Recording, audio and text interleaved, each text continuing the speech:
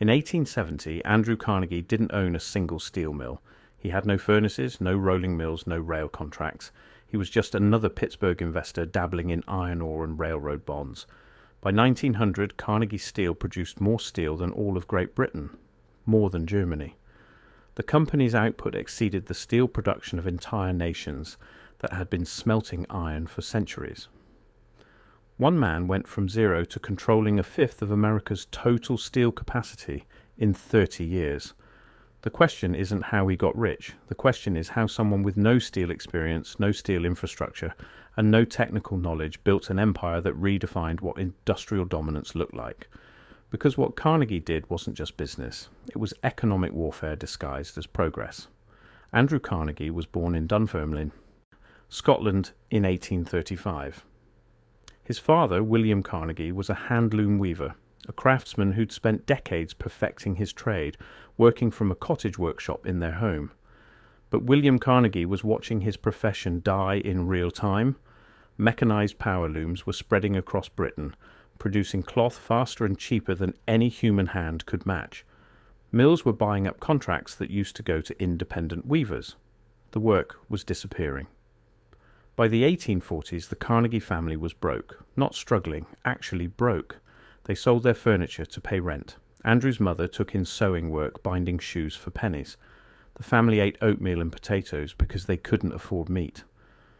Andrew watched his father sink into depression as rejection letters piled up. No one wanted hand-woven cloth anymore. The Industrial Revolution that historians celebrate as progress was crushing families like his into poverty. In 1848, the Carnegies borrowed money for passage to America. William saw no future in Scotland. Maybe Pennsylvania would be different. Maybe factories would pay living wages. Maybe they wouldn't starve. Andrew was 13 years old when they arrived in Allegheny, Pennsylvania. His first job was in a cotton mill as a bobbin boy.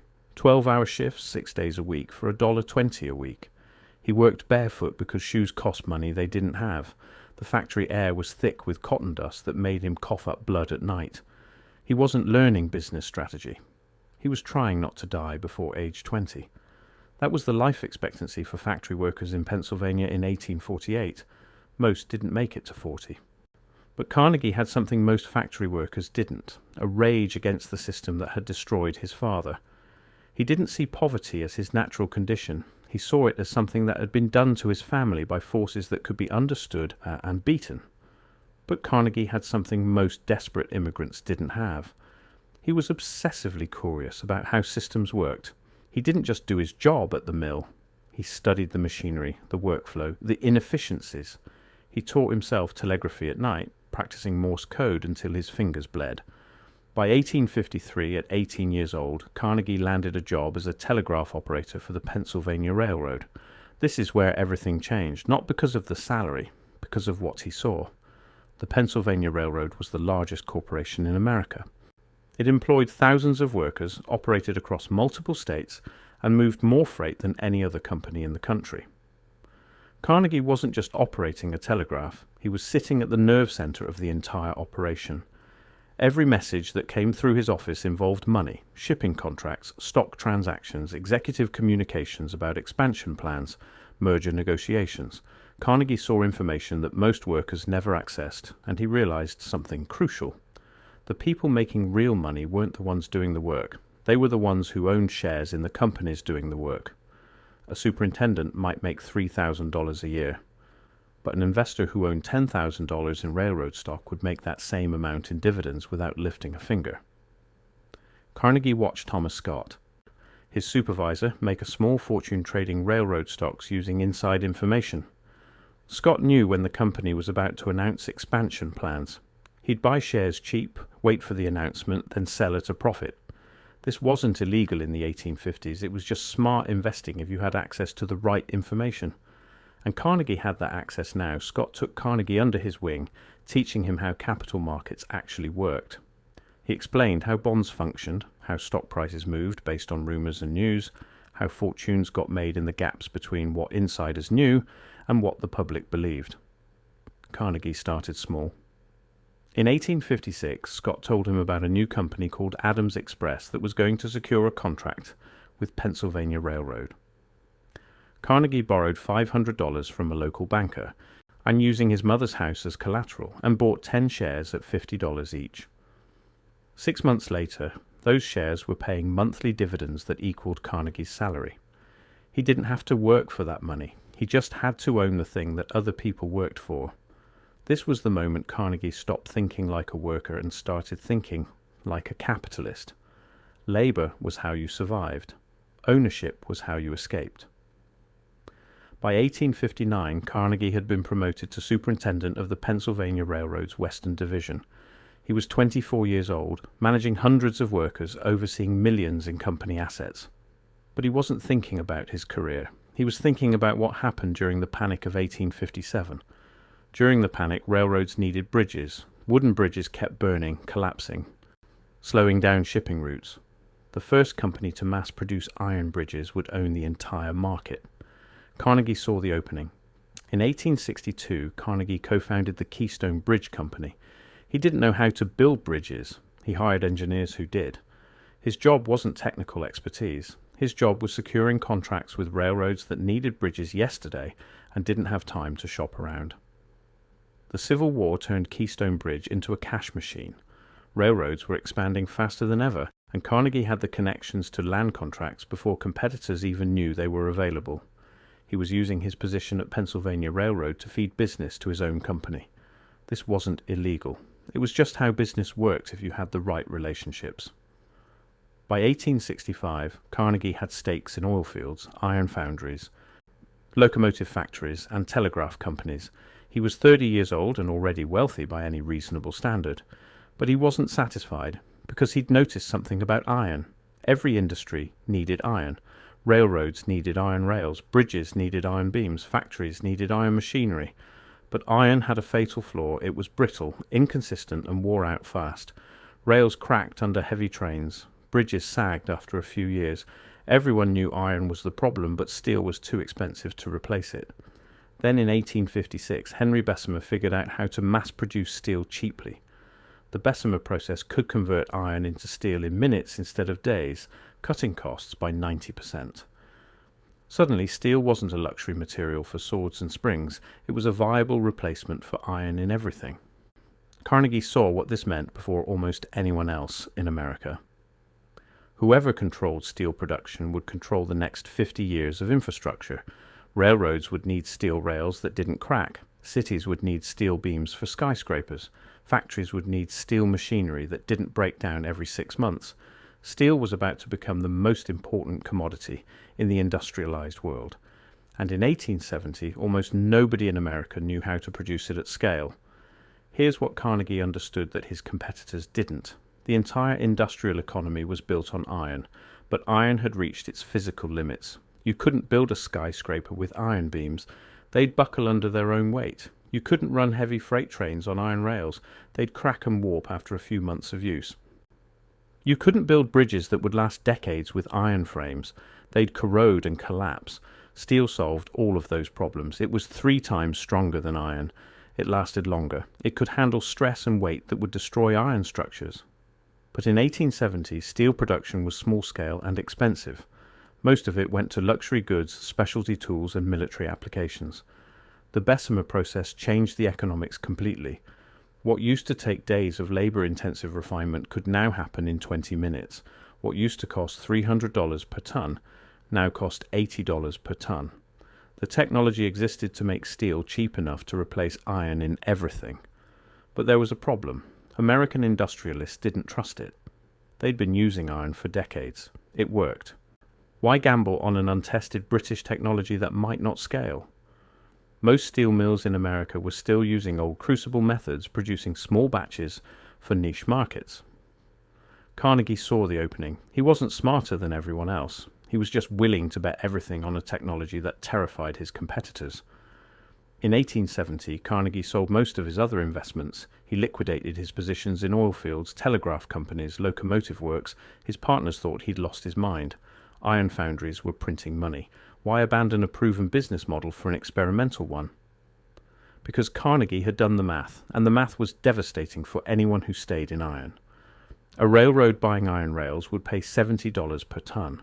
Those rails would last 2 years under heavy use before needing replacement, and total cost over 10 years, $350 in rail purchases plus constant maintenance. A railroad buying steel rails would pay $120 per ton. Those rails would last 6 years before needing replacement.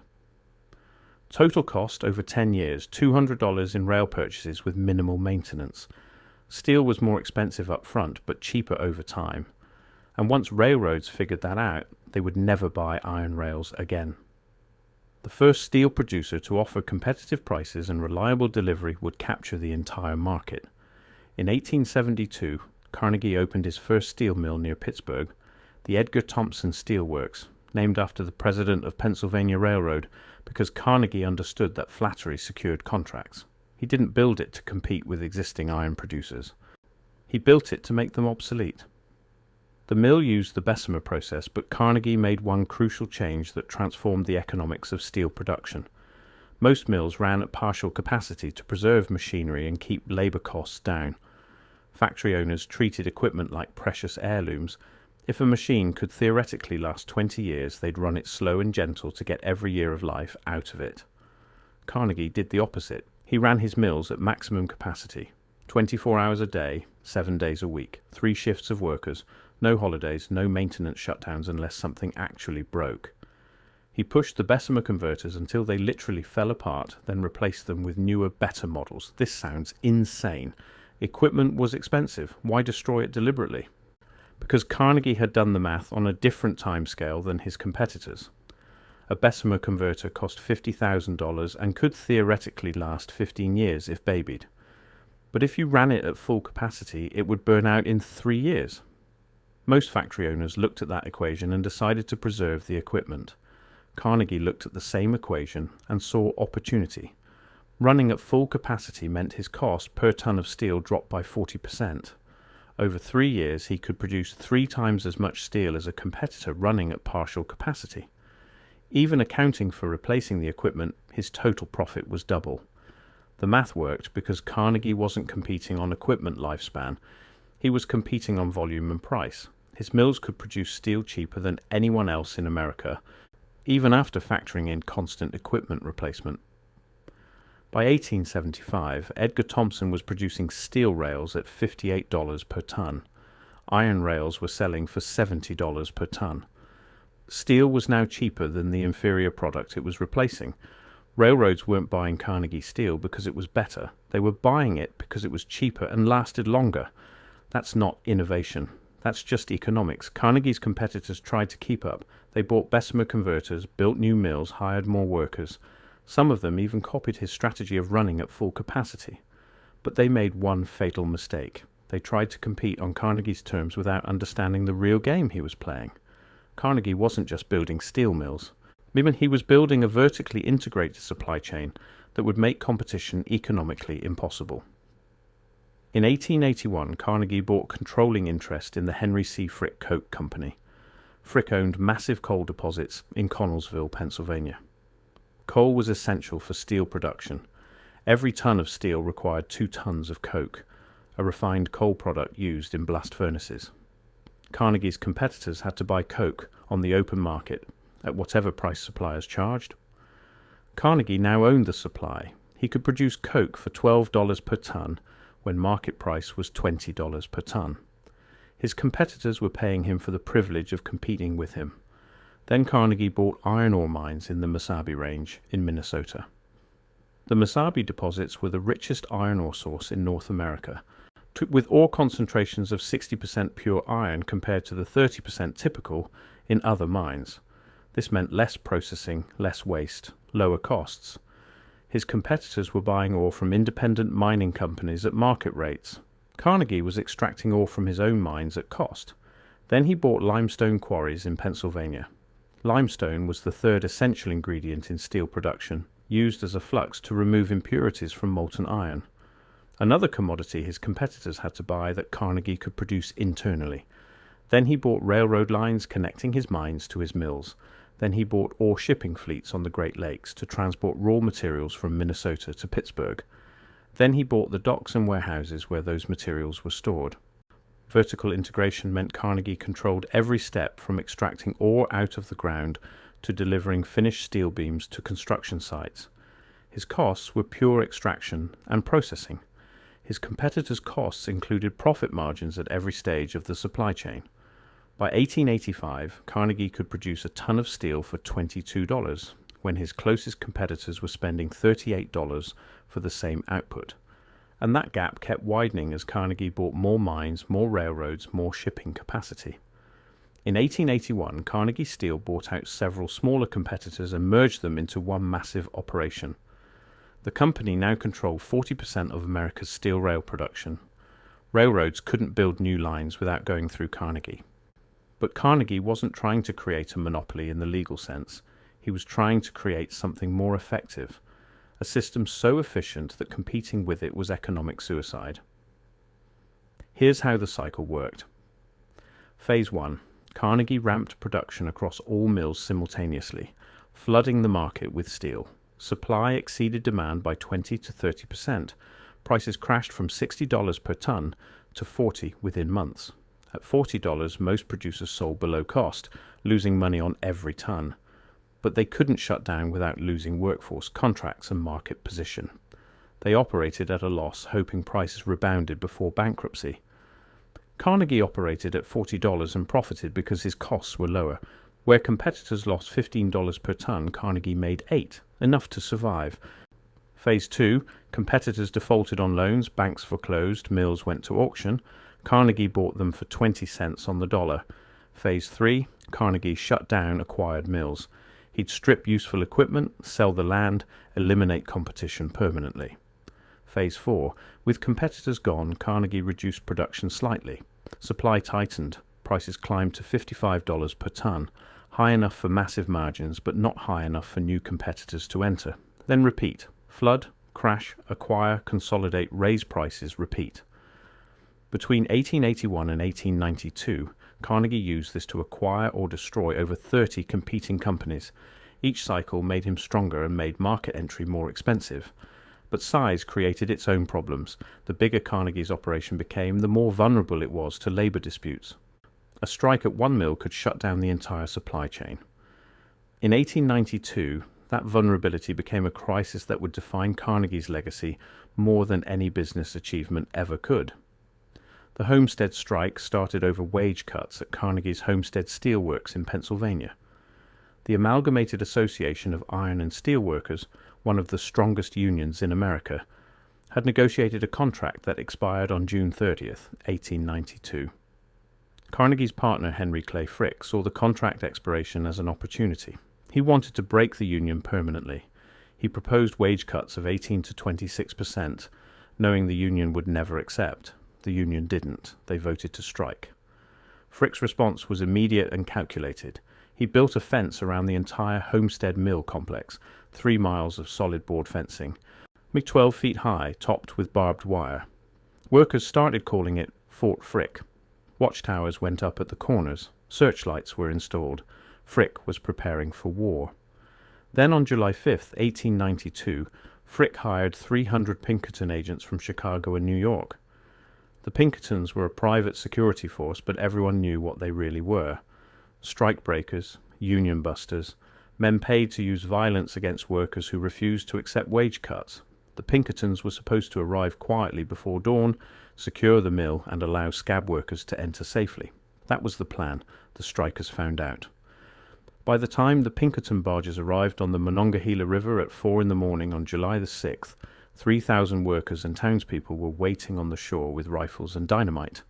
The Pinkertons tried to land. Strikers opened fire. The Pinkertons shot back. The gunfight lasted 14 hours. Men died on both sides. Bodies floated in the river. Wounded men screamed for help while bullets shredded the air above them. By 6 p.m, the Pinkertons surrendered. They'd lost the battle, but they'd already won the war, because Frick knew what would happen next. The governor of Pennsylvania, Robert Patterson, sent 8,000 National Guard troops to Homestead, not to mediate, to occupy. The troops secured the mill, arrested strike leaders on charges of murder and riot, and allowed scab workers to enter under armed guard. The union was broken within a week. Workers either returned to their jobs at the reduced wages or got permanently replaced. Blacklists went out to every steel mill in Pennsylvania. Was any worker identified as a strike leader would never work in steel again. Carnegie was in Scotland during all of this. He'd left for Europe in May, conveniently before the contract expired. He claimed he had no knowledge of Frick's plans, that he'd been kept in the dark about the Pinkerton hiring and the violent suppression. Internal company documents released years later proved that was a lie. Carnegie and Frick had exchanged cables discussing the strategy. Carnegie approved the wage cuts. Carnegie approved hiring the Pinkertons. He just wanted to maintain plausible deniability while the violence unfolded. The Homestead strike destroyed Carnegie's public image as a benevolent industrialist.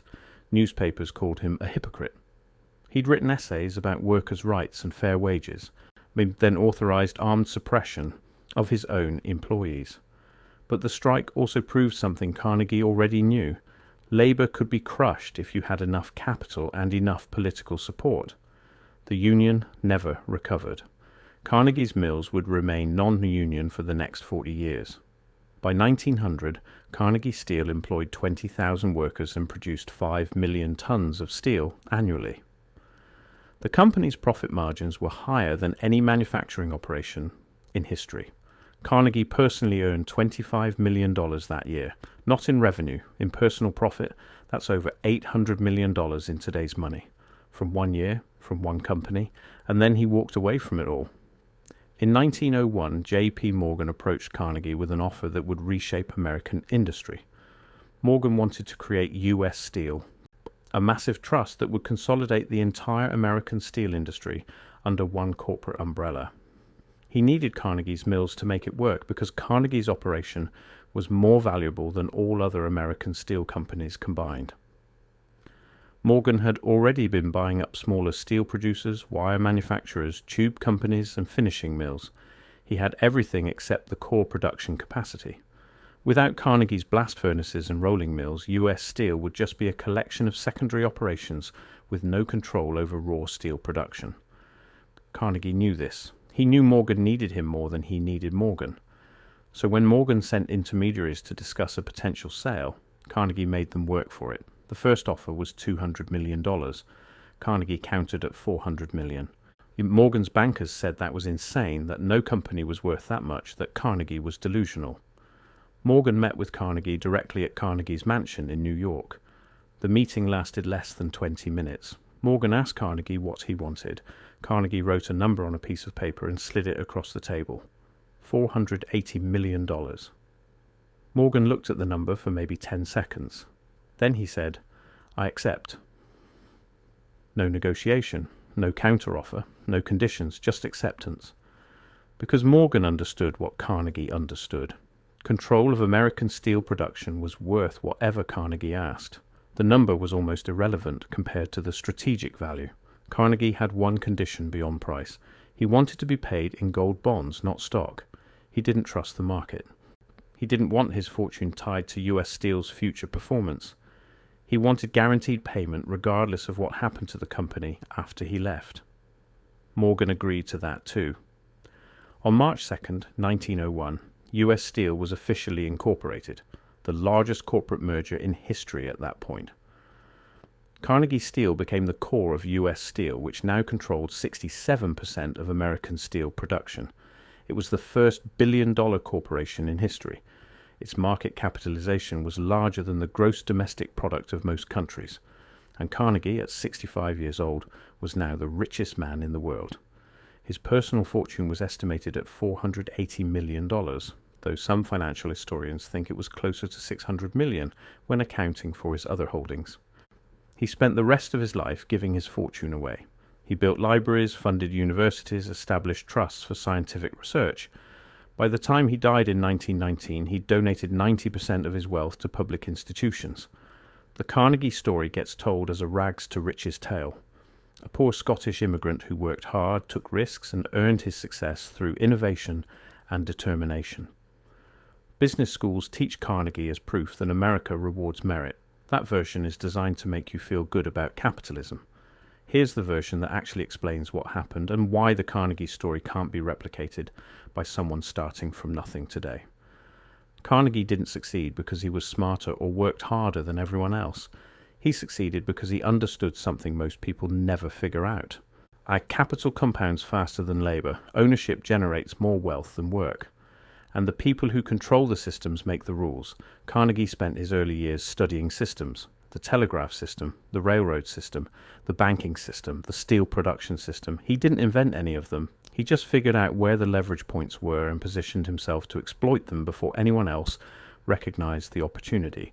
When he entered the steel industry in 1870, he already had advantages that 99% of potential competitors didn't have. He had 15 years of executive experience at Pennsylvania Railroad, which gave him deep relationships with every major railroad company in America. Those relationships translated into guaranteed contracts before his first mill even opened. He had accumulated capital from his other investments. When he built Edgar Thomson, he paid cash. His competitors had to take out loans, which meant they were paying interest on top of construction costs. That interest burden alone put them at a 5 to 10% cost disadvantage before production even started. He had access to the best engineers and metallurgists in America because he could pay them more than anyone else. His competitors hired whoever they could afford. Carnegie hired the best and paid them enough to steal trade secrets from other companies. He had political connections from his railroad days. When he needed favorable shipping rates, he got them. When he needed tariffs on British steel to protect his market, he got them. When he needed the National Guard to crush a strike, he got them. Those aren't market advantages. Those are political advantages that come from being connected to power structures. When he entered the steel industry, he didn't compete on quality or innovation. He competed on cost structure and capital access. He could afford to sell at a loss for years because he had enough cash reserves to outlast competitors. Once they were bankrupt, he bought their assets for pennies on the dollar. The Bessemer process wasn't his invention. British engineers developed it. Carnegie just recognized its potential and had the capital to build mills around it before American competitors could. Vertical integration wasn't revolutionary. It was obvious. If you own the mines and the railroads and the mills, you control costs your competitors pay market rates for. Carnegie had the money to buy those assets. His competitors didn't. The Homestead strike was a demonstration of power. Carnegie could afford to shut down production for months and survive. His workers couldn't afford to miss a paycheck. The outcome was predetermined. Carnegie's fortune came from having enough capital to dominate markets, enough political connections to suppress labor, and enough time for compound returns to turn millions into hundreds of millions.